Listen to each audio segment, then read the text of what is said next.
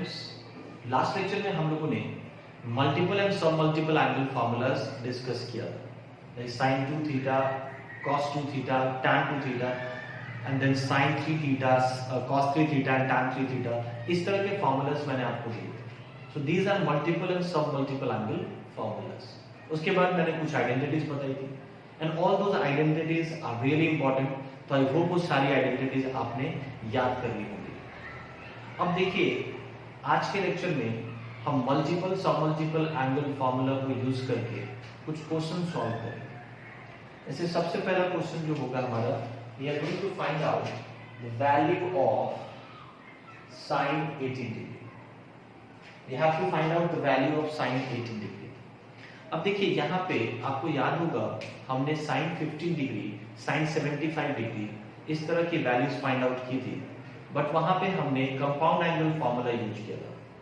If you remember, हमने sin 15 के लिए क्या किया था, 15 को 45 माइनस 30 लिख दिया था, 75 को 45 प्लस 30 लिख दिया था and then we applied the compound angle formula sin a plus B and sin a minus B accordingly. यही अप्रोच था हमारा। लेकिन इस बार क्या 18 डिग्री को आप किसी दो ऐसे एंगल का सम या डिफरेंस, 18 डिग्री को किसी दो ऐसे एंगल्स के सम या डिफरेंस के फॉर्म में क्या हम रिप्रेजेंट कर सकते हैं जिन पे ट्रिग्नोमेट्रिक रेशियोज की वैल्यूज आपको पहले से मालूम। जैसे मैं ऐसे एंगल्स का अगर लिस्ट बताऊं तो 0, 30, 45, 60 एंड 90, ये कुछ ऐसे एंगल्स हैं जिन पे सारे ट्रिग्नोमेट्रिक रेशियोज की वैल्यूज आपको मालूम है। तो इनमें से किसी भी दो एंगल का सम या डिफरेंस क्या 18 के इक्वल बनाया जा सकता है? The answer is no. 15 के केस में इट वाज पॉसिबल, 45 माइनस 30 या 60 माइनस 45 विल आल्सो वर्क। लेकिन 18 के केस में आप किसी भी दो एंगल का सम या डिफरेंस 18 डिग्री नहीं बना सकते। तो इस केस में आपको मल्टीपल एंगल के बारे में सोचना होगा। यानी अब आप ये सोचिए कि 18 का कोई ऐसा मल्टीपल है जो इनमें से कोई एक हो। क्योंकि देखिए, इन एंगल्स के बारे में खास बात क्या है, इन एंगल्स पे ट्रिग्नोमेट्रिक रेशियोज आपको पहले से मालूम है ना। तो इसलिए मैं इनके कॉम्बिनेशन के बारे में बात कर रहा हूं। तो सम और डिफरेंस के फॉर्म में तो 18 को नहीं लिख सकते, लेकिन अब क्या 18 का कोई मल्टीपल ऐसा होगा जो इनमें से एक हो। तो डेफिनेटली 18 का जो फिफ्थ मल्टीपल होगा 18 into 5, 18 into 5 is going to be 90 degree, और 90 डिग्री पे आपको सारे ट्रिग्नोमेट्रिक रेशियोज की वैल्यूज मालूम है। तो कहीं ना कहीं हम इस ऑब्जर्वेशन को एक्सप्लॉइट कर सकते हैं। कैसे करेंगे? We have to find out sin 18। देखिए, सबसे पहले तो मैं 18 डिग्री को थीटा मान लेता हूं, ठीक है। फॉर द टाइम बीइंग 18 को मैंने मान लिया थीटा। तो आपने क्या ऑब्जर्व किया, 5 थीटा की वैल्यू 90 के इक्वल है, ठीक है। इसका जो फिफ्थ मल्टीपल होगा that is going to be 90। अब कैसे हम इस रिजल्ट को यूज करेंगे, इसको देखिए। यहाँ पे एक चीज आपको समझ लेना चाहिए, अब 18 is theta, it means we have to find out sin theta. अगर 18 को थीटा मान लिया है तो sin 18 का मतलब है कि sin थीटा की वैल्यू आपको फाइंड करनी है। तो आखिर इस रिलेशन से sin थीटा की वैल्यू हम कैसे निकाल सकते हैं? देखिए, मैंने जो मल्टीपल एंगल फार्मूलाज आपको दिए हैं उसमें मैंने सेकंड मल्टीपल और थर्ड मल्टीपल के बारे में बात की। मतलब we have formula for sin 2 theta and sin 3 theta. sin 5 theta के लिए हमारे पास फार्मूला नहीं, same for cos and tan। तो यहाँ पे 5 थीटा को हम क्या कर सकते हैं, 5 थीटा को ब्रेक कर सकते हैं एज 3 थीटा प्लस 2 थीटा, लिख सकते हैं इस तरीके से।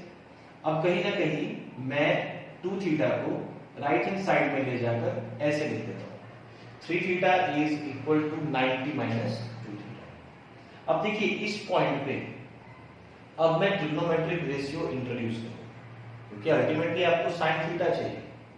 ये तो एंगल्स के बीच में रिलेशन निकाला। अब इस पॉइंट पे आप ट्रिग्नोमेट्रिक रेशियो को इंट्रोड्यूस करेंगे and that is sin।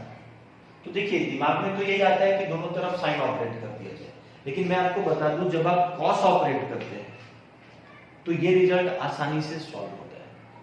Option आपके पास दोनों ही है, sin ऑपरेट करके भी आप sin थीटा की वैल्यू निकाल सकते हैं, क्योंकि किसी ना किसी पॉइंट पे sin तो इंट्रोड्यूस करना ही था।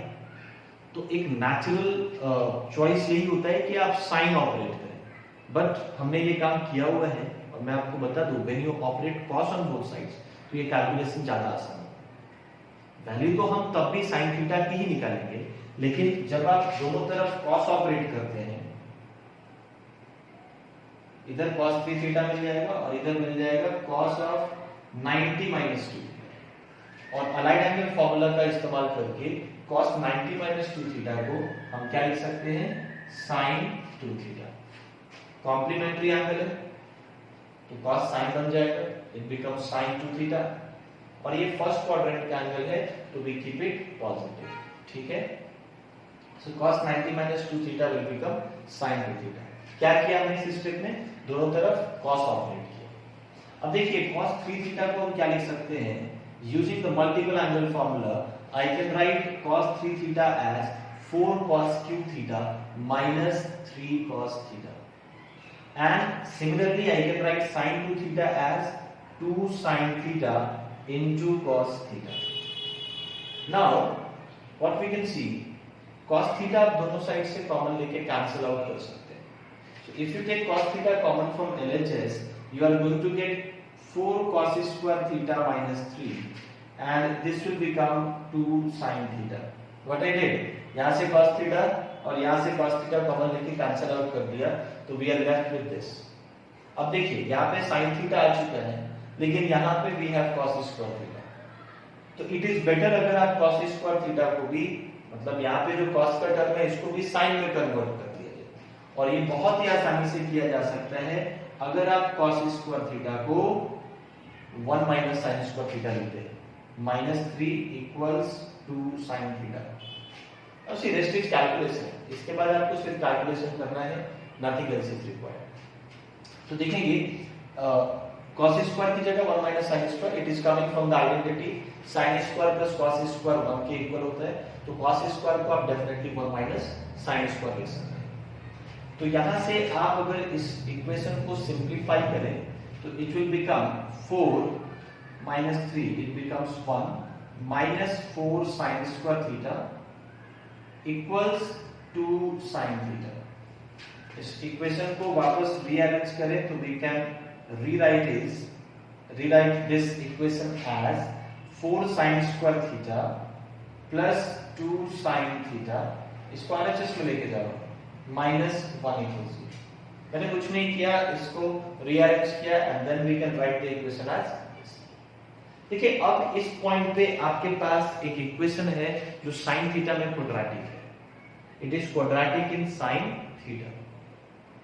अगर आपको इसको तरीके से देखना है तो आप क्या कर सकते हैं, you can simply assume sin theta as x। ना जैसे मैंने बोला आपको ये sin थीटा में क्वाड्रेटिक है, तो अगर आप sin थीटा को x ले लें तो ये बन जाएगा 4x square plus 2x minus 1 equals 0।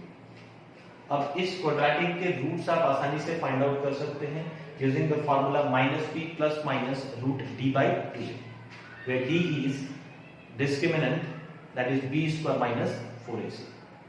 तो देखिए यहां से अगर आप x की वैल्यू फाइंड आउट करें, ध्यान दीजिएगा x is nothing but sin theta, मतलब आप sin थीटा की वैल्यूज निकालें और यही आपको रिक्वायर्ड था, ठीक है। sin थीटा को x से मैंने सब्स्टिट्यूट कर दिया ताकि आप इसको प्रॉपर एक क्वाड्रेटिक के फॉर्म में देख सकें, और तब आप ये बता पाओगे कि a की वैल्यू 4 है, b की वैल्यू 2 है और c की वैल्यू -1 है ना, from the general form of the quadratic equation ax square plus bx plus c equal 0। अगर आप वहां से कंपेयर करें तो a की वैल्यू 4, b की वैल्यू 2 एंड c की वैल्यू -1, तो रूट जो है x वो हो जाएगा -b plus minus under root d, d is b square minus 4ac, you can do the calculation part, b square minus 4ac is coming out to be 20 upon 2a, that is 8। now we can write root 20 as 2 root 5, इसको 2 root 5 लिख दिया, 2 को common ले लिया, numerator ऐसा बन जाएगा -1 plus minus root 5 upon 4, जो 2 कॉमन लिया था उसका कैंसिलेशन कर दिया 8 के साथ, तो डिनोमिनेटर में आपको क्या मिल जाएगा, 4 मिल जाएगा। तो कहीं ना कहीं ये x की वैल्यू है और यही साइन थीटा की भी वैल्यू हो जाएगी, because sine theta is taken to be x। अब देखिए आपको यहाँ पे क्या ऑब्जर्व करना है, साइन थीटा यानी sine 18, theta is actually 18 degree. Sine 18 की वैल्यू आपको दो मिल गई, एक मिल गया -1 प्लस √5/4, दूसरा मिल गया -1 माइनस √5/4। तो अब सवाल आता है कि इसमें से कौन सा वाला वैल्यू करेक्ट है। तो मैं आपको बता दूं, इसके लिए क्या करना होगा, 18 डिग्री किस क्वाड्रेंट का angle, obviously 18 degree first quadrant का एंगल है और फर्स्ट क्वाड्रेंट में साइन पॉजिटिव होता है। तो यहाँ पे आपको देखना होगा कि इन दोनों में से कौन सी वैल्यू पॉजिटिव है। तो क्लियरली आई कैन से, बहुत ही आसानी से इस बात को ऑब्जर्व किया जा सकता है, ये जो प्लस के साथ आपको वैल्यू मिलेगा -1 प्लस √5/4, उसी को मैंने लिख दिया एज √5 - 1/4।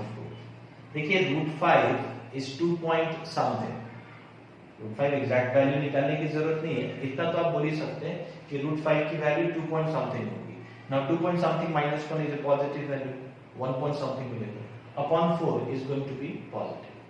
भाई अगर आप माइनस वाले को कंसीडर करें तो साइन थीटा की वैल्यू नेगेटिव हो जाएगी, यानी साइन 18 की वैल्यू नेगेटिव हो जाएगी, which is not possible because 18 degree first quadrant का एंगल है और फर्स्ट क्वाड्रेंट में सारे ट्रिग्नोमेट्रिक रेशियो पॉजिटिव होते हैं, साइन भी पॉजिटिव होता है। So you have to take this value which is the value of sine 18 degree. तो आपने देखा किस तरीके से मल्टीपल एंगल फॉर्मूले को यूज करते हुए आपने साइन 18 की वैल्यू फाइंड आउट कर ली।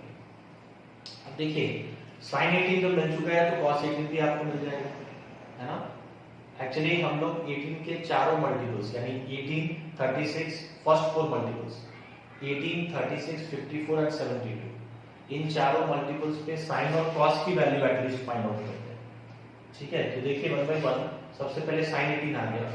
तो देखो साइन 18 अगर मिल गया तो साइमल्टेनियसली आपको इसको ऐसे भी लिख सकते हैं, 18 को 90 - 72, 18 degree can be written as 90 - 72 और ये cos 72 के इक्वल है using align angle formula, sin 90 - theta is cos theta, यानी sin 18 की वैल्यू अगर आपको मिल गई तो ये कहीं ना कहीं cos 72 डिग्री के इक्वल होगा, है ना।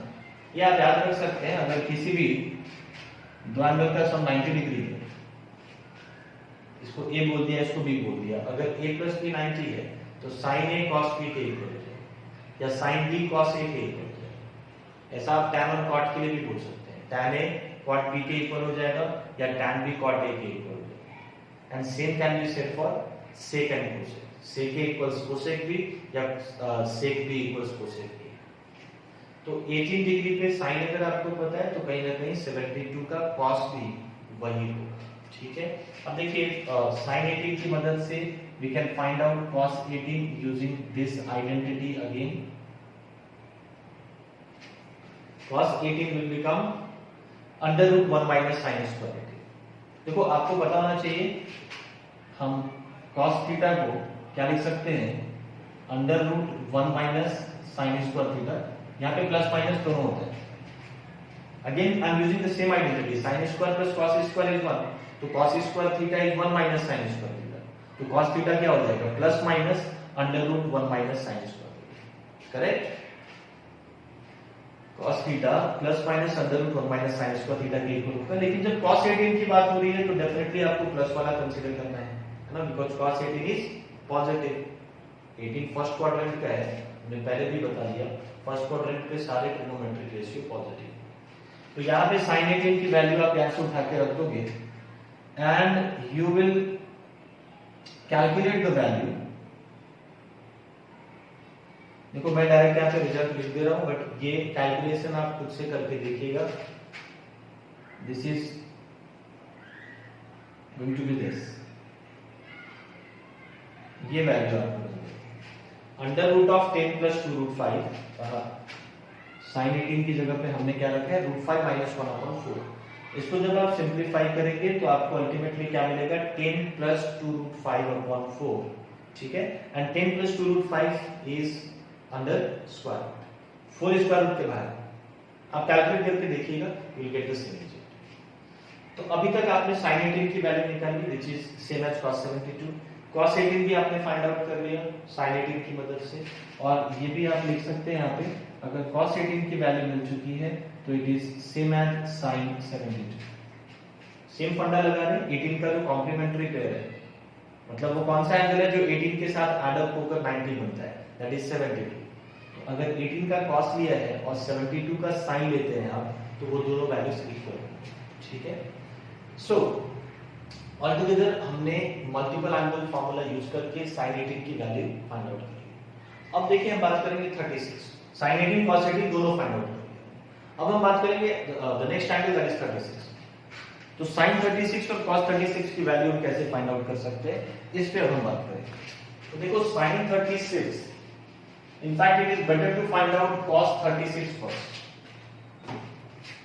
पहले हम cos 36 की वैल्यू फाइंड आउट कर लेते हैं।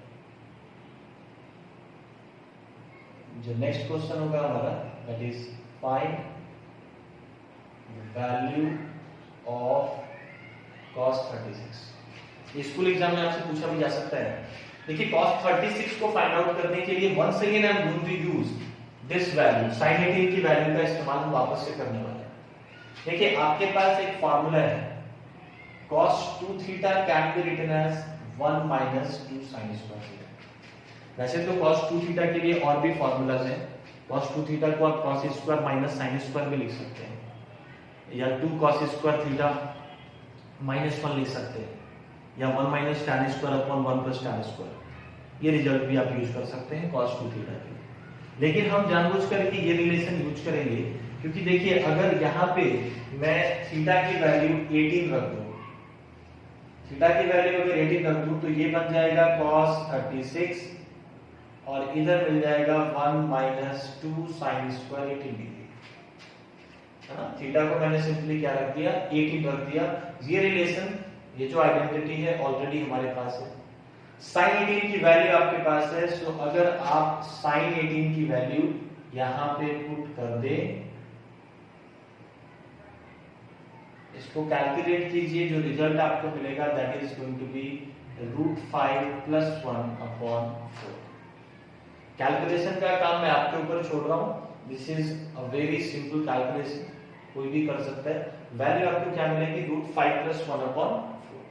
So this is the value of cos 36, and of course it is same as sin 54, क्योंकि इस एंगल का जो कॉम्प्लीमेंट्री पेयर होगा, कॉम्प्लीमेंट्री पेयर का मतलब इस एंगल में कौन सा एंगल ऐड करने से आपको 90 डिग्री मिलता है, तो definitely 36 when added with 54 becomes 90।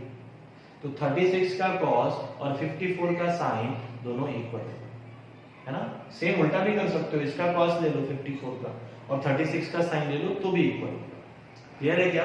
तो cos 36 मिल गया, इन अ वे आपने sin 54 भी निकाल लिया, दोनों values equal. Now using cos 36 you can get sin 36। sin 36 की वैल्यू क्या हो जाएगी, sin 36 की वैल्यू हो जाएगी +√1 minus cos square 36। If you have cos 36 you can get sin 36 by this relation। जैसे मैंने cos थीटा की value ±√1 minus sin square theta बताई, वैसे sin थीटा की वैल्यू हो जाती है ±√1 minus cos स्क्वायर थीटा। ये सेम आइडेंटिटी है, इस बार मैंने cos स्क्वायर को RHS में भेजा, sin square plus cos square is 1, तो sin स्क्वायर क्या हो जाएगा 1 minus cos स्क्वायर, उसके बाद रूट ले लिया, तो sin थीटा की वैल्यू आपको मिल जाएगी ±√1 minus cos स्क्वायर थीटा। तो चलिए यहाँ पे हम पॉजिटिव लेंगे बिकॉज़ 36 अगेन फर्स्ट क्वाड्रेंट का एंगल है, सो sin 36 मस्ट बी पॉजिटिव, और cos 36 की वैल्यू अगर आप पुट करें which is √5 + 1 upon 4 the whole square, after calculation you are going to get this।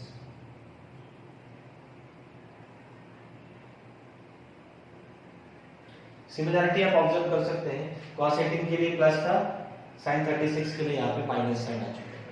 And once we have the value of sin 36 it is equal to cos 54, because these two angles are complementary, है ना, ये complementary pairs है। तो एक का sign दूसरे के cos के इक्वल होगा, ये बात तय है, ठीक है। So if you have sin 36 it is same as cos 54। तो देखिए आपने sin 18 निकाल लिया, ठीक है, sin 36 निकाल लिया, sin 54 निकाल लिया, sin 72 भी निकाल लिया, और इसी तरीके से cos की वैल्यूज भी इन चार एंगल्स पे आपने फाइंड आउट कर लिया using multiple and sub multiple angle formulas. Okay, so now we are going to study about conditional identities. अब देखिए यहाँ पे एक चीज और आपको समझना है कि how they are different from normal identities. अभी तक जितनी भी आइडेंटिटीज आपने पढ़ी हैं ना, इस टाइप के आइडेंटिटी में क्या खास बात है? ये जो एक्स्ट्रा वर्ड आपने ऐड कर दिया कंडीशनल, है ना, इसका क्या मतलब है, इसको भी हम लोग समझें। देखिए जो सबसे पहले आइडेंटिटी है जो इस टॉपिक के अंदर हम लोग स्टडी करते हैं, दैट इज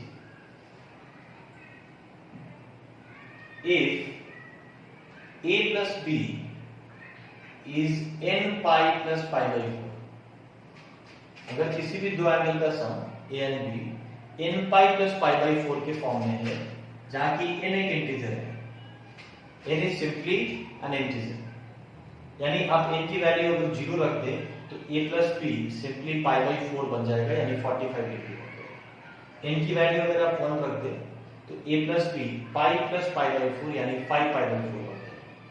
2 रख दे तो it becomes 9 pi by 4। तो इस तरीके से n के अलग-अलग वैल्यूज के लिए ये वैल्यू चेंज करें। But in all such cases whenever a plus b is n pi plus pi by 4, what can be said? 1 plus tan a into 1 plus tan b, it is always 2। अब देखिए जैसा मैं आपको बता रहा था कि नॉर्मल आइडेंटिटीज में जो अभी तक हमने पढ़ा है और कंडीशनल आइडेंटिटी में फर्क क्या होता है। देखिए ये आपके सामने एक आइडेंटिटी है that 1 plus tan a into 1 plus tan b is 2, लेकिन इसको मैंने कंडीशनल आइडेंटिटी बोला। क्यों बोला? क्योंकि ये आइडेंटिटी ए बी के सभी वैल्यूज के लिए एप्लीकेबल नहीं है। अगर मैं एक दूसरे आइडेंटिटी की बात करूं, like if I right sin a plus b which is sin a cos b plus sin b cos a, तो this is a normal identity because a और b की कोई भी वैल्यू आप ले लो, sin a plus b का formula इसी तरीके से अप्लाई किया जाता है। लेकिन यहाँ पे जो आइडेंटिटी है 1 plus tan a into 1 plus tan b, ये 2 के इक्वल कब होगा? Not always. ऐसा नहीं है कि आप a और b की वैल्यू कुछ भी ले लो तो ये आइडेंटिटी सेटिस्फाई होने वाली है। अगर a और b इस कंडीशन को सेटिस्फाई करता है तभी ये आइडेंटिटी सेटिस्फाई होगी। That is the reason we call it as conditional identity. This identity is working under a certain condition. If a plus b is of this type, n pi plus pi by 4, where n is an integer, then only you can apply this identity. देखिए इस चीज को हम लोग proof भी कर सकते हैं। क्या करना होगा प्रूफ के लिए, जरा देखिए। a plus b की वैल्यू आपको गिवन है n pi plus pi by 4, और आप देख सकते हैं आइडेंटिटी के अंदर जो ट्रिग्नोमेट्रिक रेशियो इन्वॉल्व है दैट इज tan, तो हम इस पे tan ऑपरेट करेंगे दोनों तरफ। If we operate tan on both sides, ये बन जाएगा tan a plus b और ये बन जाएगा tan n pi plus pi by 4। देखिए इस तरह का हमने अलाइड एंगल फॉर्मूले के केस में इस तरह के क्वेश्चंस को डील किया था। tan n pi plus pi by 4 को आप क्या लिखेंगे? तो देखिए मैं जल्दी से बता दूं क्या किया था हम लोगों ने। देखिए अलाइड एंगल फॉर्मूले में हम दो चीजों की बात करते हैं। एक तो हम देखते हैं कि इस प्लेस पे कैसा एंगल है, सप्लीमेंट्री एंगल है या कॉम्प्लीमेंट्री एंगल। सबसे पहला काम क्या है, इस प्लेस पे एंगल को ऑब्जर्व करना है। इफ इट इज कॉम्प्लीमेंट्री, जो भी ट्रिग्नोमेट्रिक रेशियो यहां दिखेगा वो अपने कॉम्प्लीमेंट में चेंज हो जाएगा। अगर यहां पे कॉम्प्लीमेंट्री एंगल हुआ तो, and if it is supplementary, अगर यहाँ पे सप्लीमेंट्री एंगल हुआ तो जो ट्रिग्नोमेट्रिक रेशियो आपको दिखाई दे रहा है वो एज इट इज सेम रहेगा, कैरी फॉरवर्ड करेगा, है ना। tan है तो tan ही रहेगा, sin है तो sin ही रहेगा, it will not change. Change कब करेगा? जब कॉम्प्लीमेंट्री।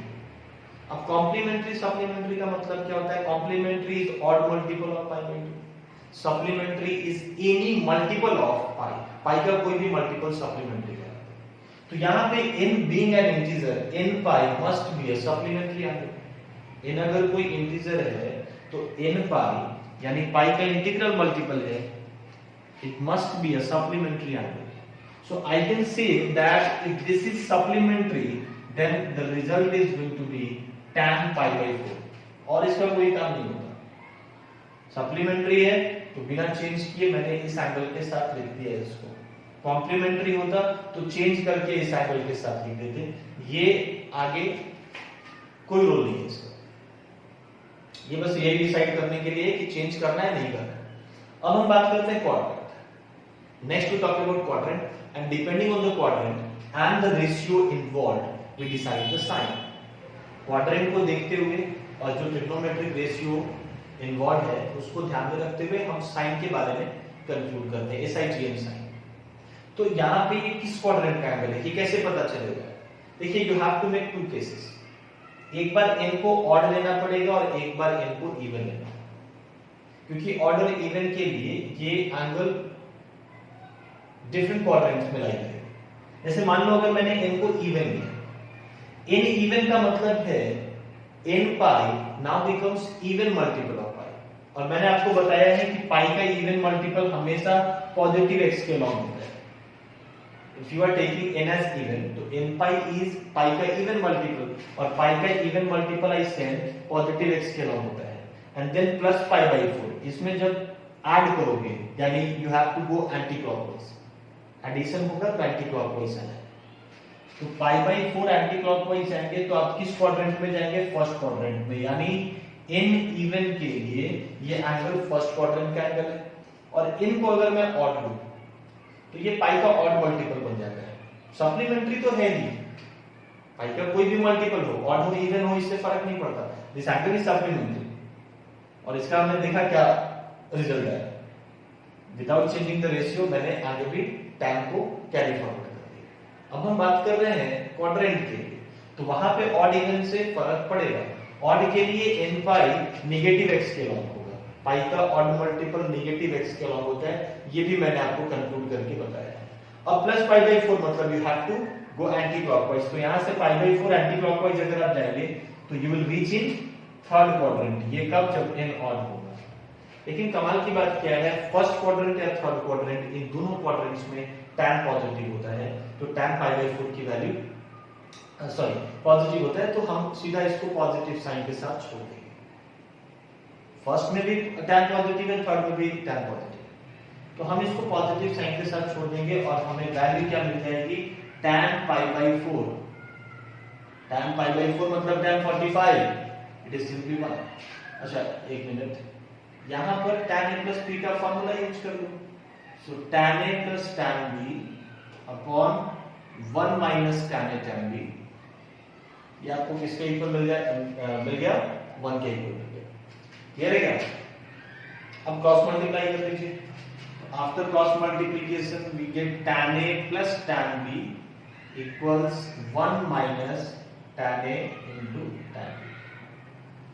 आई होप आप मेरी बात समझ पा रहे हैं।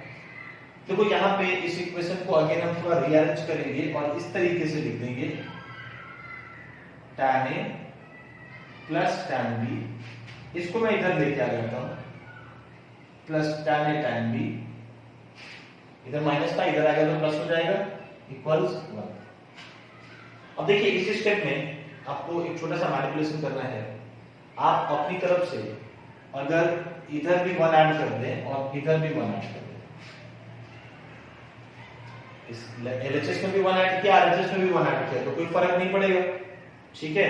लेकिन इससे फायदा क्या होगा? अब जो LHS में आपके सामने एक्सप्रेशन है, आप ध्यान से देखिए, फर्स्ट दोनों टर्म को मैंने एज इट इज छोड़ दिया, इन दो टर्म्स को। अब यहां से मैंने ले लिया tan b कॉमन, तो ये भी बन जाता है 1 plus tan a, और ये सिंपली 2 बन जाएगा। इन दोनों से 1 plus tan a अगर आप कॉमन ले लें तो यहां से मिल जाएगा 1 प्लस यहां से मिल जाएगा tan b इक्वल्स 2। तो आप देख सकते हैं कि आपको जो रिजल्ट रिक्वायर्ड था 1 plus tan a into 1 plus tan b, ये 2 के इक्वल मिल चुका है। अब ध्यान दीजिए, आपने स्टार्ट कहां से किया? a plus b equals n pi plus pi by 4, यानी अगर ये कंडीशन नहीं होता तो ये आइडेंटिटी भी नहीं होती। That's why it is called a conditional identity. This identity is applicable only under this condition, ठीक है। और यहाँ पे मैंने आपको बताया n एक इंटीजर है, तो n के अलग अलग वैल्यूज के लिए ये एंगल डिफरेंट हो सकता है, बट ये रिजल्ट हमेशा सेम है। a प्लस बी, मान लेते हैं n को 0 लिया, पाई बाई 4 के इक्वल है, तो भी ये रिजल्ट यूज कर सकते हैं आप। a प्लस बी, n को 1 लिया तो ये 5 पाई बाई 4 बनता है, तो भी ये रिजल्ट यूज कर सकते हैं, ठीक है क्या। तो चलिए इस पे बेस्ड अगर मैं एक छोटा सा क्वेश्चन ले लूं, यहाँ पे आप लिखेंगे you have to find out value of 1 plus tan 1 into 1 plus tan 2, इस तरीके से 1 plus tan 45, ये प्रोडक्ट आपको फाइंड आउट करना है। मतलब बीच में और भी टर्म्स है, 1 plus tan 3, 1 plus tan 4, 1 plus tan 5, इस तरीके से 1 plus tan 45 तक आपको जाना है। And then we have to find out product all together. देखिए क्या करना होगा इसमें, सबसे पहली चीज आप इस आइडेंटिटी को अगर यूज करना चाहते हैं, क्योंकि इसी फॉर्म में आपको टर्म्स दिखाई दे रहे हैं, 1 plus tan 1 plus tan ऐसा टर्म दिखाई दे रहा है, लेकिन अगर आप इस आइडेंटिटी को यूज करना चाहते हैं तो आपको ये ऑब्जर्व करना होगा कि इन दोनों एंगल का सम ए और बी का जो सम है वो इस फॉर्म में होना चाहिए। देखिए यहाँ पे ऐसा पॉसिबल है, अगर इसके जस्ट पहले वाला जो टर्म होगा 1 plus tan 45 के पहले वाला टर्म कौन सा होगा, 1 plus tan 44, 1 plus tan 44 and 1 plus tan 1, यहाँ पे जो एंगल्स है इसके पास 1 है, उसके पास 44 है, तो इन दोनों एंगल्स का सम आपको क्या मिल रहा है, 45 डिग्री मिल रहा है। देखिए मैं यहाँ पे लिस्ट कर देता हूँ, इसकी वैल्यू आपको निकालनी है। मैंने इन दोनों को पेयर अप कर लिया और बहुत स्मार्टली ये काम किया है।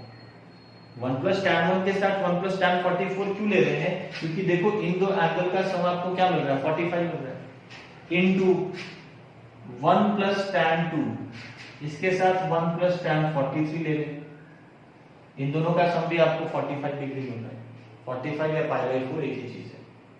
तो इस तरीके से और भी पेयर्स आप बना सकते हैं। एक और मैं बनाता हूं, देखो 1 plus tan 3 and 1 plus tan 42, यहाँ पर भी आप देखिए इन दोनों एंगल का जो सम है वो 45 के इक्वल होता है। तो इस तरह के कितने पेयर्स बनेंगे, 1 plus tan 4 into 1 plus tan 41 and so on. कितने पेयर्स बनेंगे अगर ये पता करना है, तो पहले तो आपको ये देखना होगा कि कितने टर्म्स हैं आपके पास, इस तरह के कितने टर्म्स हैं, पहले तो ये देखना होगा। तो सिंपल सी बात है, 1 plus tan 1 से 1 plus tan 45, टोटल 45 टर्म्स हैं, 45 terms, odd number of terms, यानी जो पेयर का फॉर्मेशन हम कर रहे हैं, पेयर मुझे 22 ही मिलेगा। ऑड नंबर ऑफ टर्म्स है तो एक टर्म ऑड मतलब ऑड बच जाएगा और बाकी जो 44 टर्म्स हैं उनका पेयरिंग हो जाएगा। तो जो टर्म आपको साइड कर देना है वो टर्म यही है, 1 plus tan 45।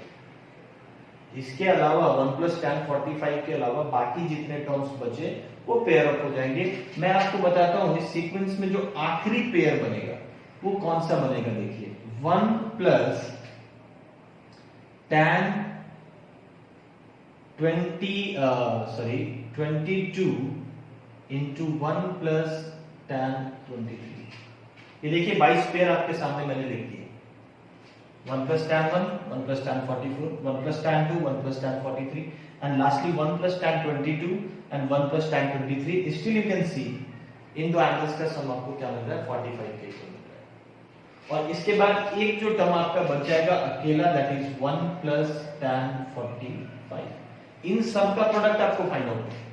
अब देखिए इंडिविजुअली जो दो का पेयर आपने फॉर्म किया, इसकी वैल्यू आपको पता है कि 2 के इक्वल होगी, इसकी वैल्यू भी आपको पता है कि 2 के इक्वल होगी, because a plus b in each and every case, यहां से यहां तक सारे केसेस में a plus b pi by 4 है, 45 डिग्री है, तो 1 plus tan a into 1 plus tan b definitely 2 के इक्वल होगा। ये भी 2 हो जाएगा, ये भी 2 हो जाएगा। इन सबको मल्टीप्लाई करें तो कितनी बार 2 मिल गया, ये कितने पेयर्स थे हमारे पास, 22 पेयर्स आ गए। तो जब 2 का मल्टीप्लीकेशन होगा तो आपको 22 टाइम्स 2 को मल्टीप्लाई करना है, you are going to get 2 to the power 22। एंड इसकी अगर वैल्यू देखें तो ये अकेला ही 2 के equal, because tan 45 is known to be 1। तो कहीं ना कहीं आपके पास 23 2s हैं जिनका मल्टीप्लीकेशन ऑल टुगेदर आपको क्या देगा, 2 टू द पावर 23। तो इस तरीके से आप इस आइडेंटिटी को, कंडीशनल आइडेंटिटी को यूज करते हुए इस क्वेश्चन को सॉल्व कर सकते हैं। इसमें देखो एक और क्वेश्चन आता है, इसको ट्राई करेंगे।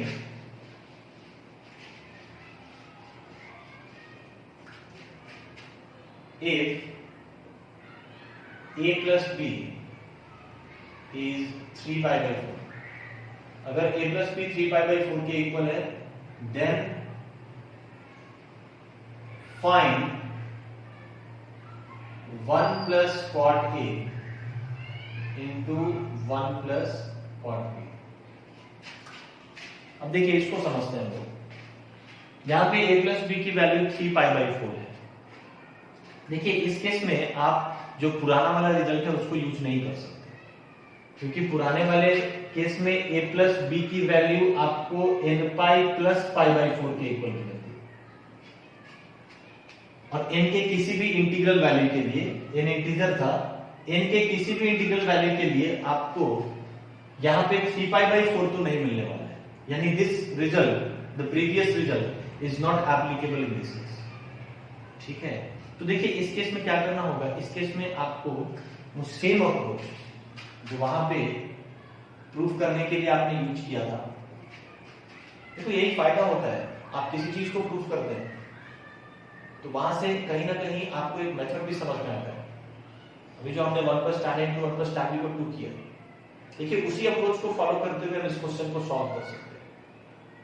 हम उस आइडेंटिटी को यूज नहीं कर सकते क्योंकि कंडीशन सेटिस्फाई नहीं कर रहा है, लेकिन हम उस कंसेप्ट को जरूर यूज कर सकते हैं। देखिए a प्लस बी इस बार 3 पाई बाई 4, फाइन, और जो वैल्यू आपको रिक्वायर्ड है, जिस एक्सप्रेशन की वैल्यू आपको चाहिए, उसमें आपको कॉट दिखाई दे रहा है, तो हम कहीं ना कहीं दोनों तरफ कॉट ऑपरेट कर लेंगे। कॉट तो इंट्रोड्यूस करना ही होगा, so we got cot a plus b equals cot 3 pi by 4। Cot 3 pi by 4 की वैल्यू आप इस तरीके से निकाल सकते हैं। राइट एंगल फॉर्मूलाज में मैंने ये आपको बताया था, 3 पाई बाई 4 को आप लिख सकते हैं पाई माइनस पाई बाई 4। ठीक है, 3 पाई बाई 4 को आपने लिख दिया पाई माइनस पाई बाई 4। अब देखिए सिंपली क्या करना है आपको, सप्लीमेंट्री एंगल है तो ये कॉट पाई बाई 4 बन जाएगा, और पाई माइनस पाई बाई 4, पाई किधर दिखेगा बताओ, पाई आपको नेगेटिव एक्स के ओर दिखेगा, and then minus pi by 4 का मतलब है you have to move clockwise by pi by 4 unit. Clockwise मतलब ऊपर, तो आप किस क्वाड्रेंट में जाएंगे, सेकंड क्वाड्रेंट में। सेकंड क्वाड्रेंट में कॉट कैसा होगा, नेगेटिव, यानी ये वैल्यू आपको मिल गई माइनस कॉट पाई बाई 4 के equal. Cot pi by 4 is 1, so it becomes minus 1। ठीक है क्या, supplementary so no change, second quadrant so negative sign, क्योंकि सेकंड क्वाड्रेंट में कॉट नेगेटिव, यानी ऑल टुगेदर आपको क्या मिल गया, cot a plus b minus 1 के इक्वल मिल गया। और cot a प्लस बी के लिए जो फॉर्मूला है हमारे पास, that is simply cot a cot b minus 1 upon cot a plus cot b, it is equals to minus 1। Cross multiply कर दें तो ये बन जाता है cot a cot b minus 1 equals minus cot a minus cot b. अब हम क्या करेंगे, इन सबको इधर लेके आएंगे और माइनस 1 को उधर भेज देता हूं, तो it becomes cot a cot B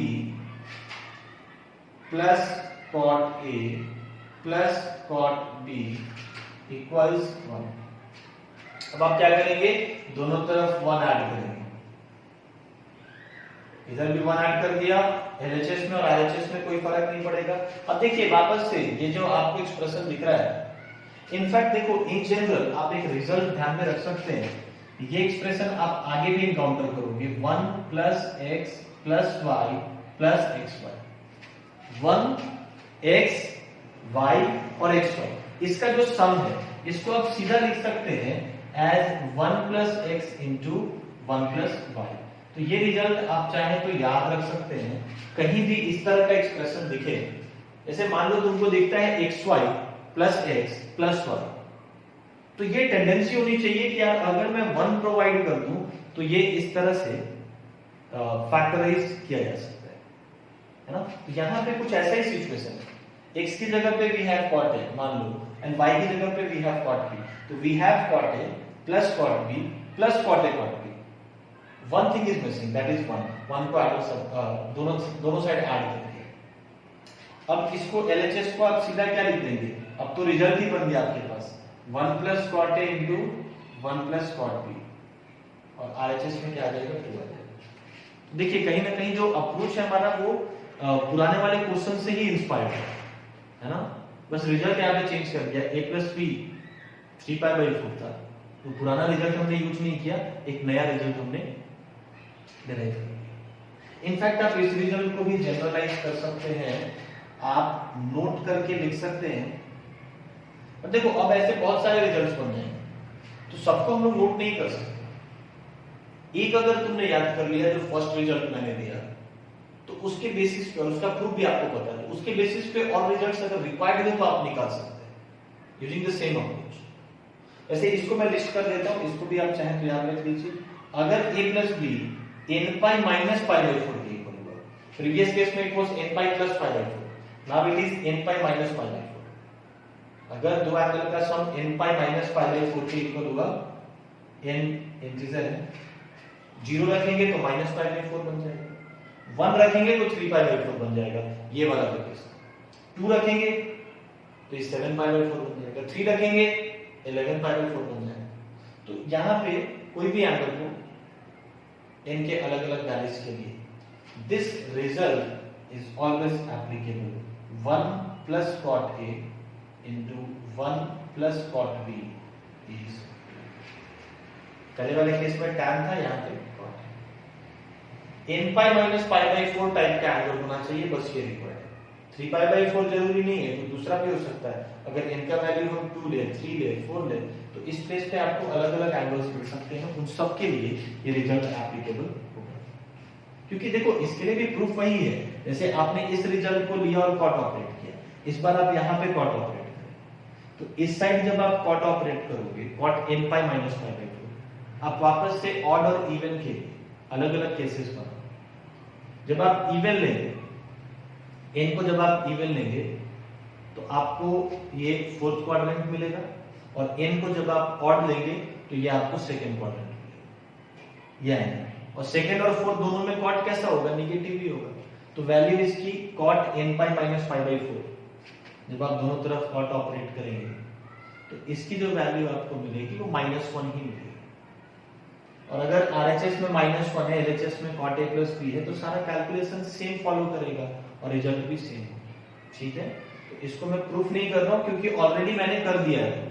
हाँ, बस फर्क इतना है कि n equals 1 के लिए किया, बट n को कोई भी वैल्यू दोगे, this same result is applicable. Okay, अब देखिए ऐसे और भी कुछ एडिशनल आइडेंटिटीज हैं जिनको मैं यहाँ पे लिस्ट कर देता हूँ, और उनका जो डेरिवेशन है, जो प्रूफ है, उसको हम लोग अगले लेक्चर में सीखेंगे।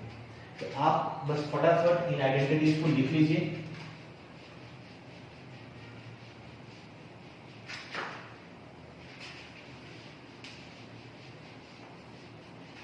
Again these are conditional identities, मैं जो लिखने वाला हूं these are conditional identities, and ये तभी एप्लीकेबल होंगे, इस बार 3 angle important, A B and C. अगर इन तीनों एंगल का सम पाई के equal, if a plus b plus c is pi और 180 degree, then we have certain results. First है sin 2a plus sin 2b plus sin 2c, इसको आप लिख सकते हैं 4 sin a sin b sin c। आज आप सिर्फ इनको लिस्ट कर लो, अगले लेक्चर में हम लोग इसका प्रूफ देख लेंगे। cos 2a plus cos 2b plus cos 2c, इसको हम लिख सकते हैं -1 -4 cos a cos b cos c।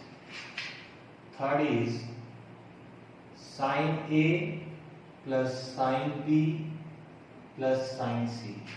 इसको हम लिख सकते हैं 4 cos a by 2 cos b by 2 cos c by 2। Fourth, next formula है cos a plus cos b plus cos c, it can be written as 1 plus 4 sin a by 2 sin b by 2 sin c by 2। Then we have tan a plus tan b plus tan c। These formulas are really useful, है ना, ये सब result याद रखेंगे, भी derivation कर लेंगे तो ऑटोमेटिकली एक इंप्रेशन आ जाता है दिमाग में, चीजें याद हो जाती हैं। So tan a plus tan b plus tan c is equals to tan a into tan b into tan c।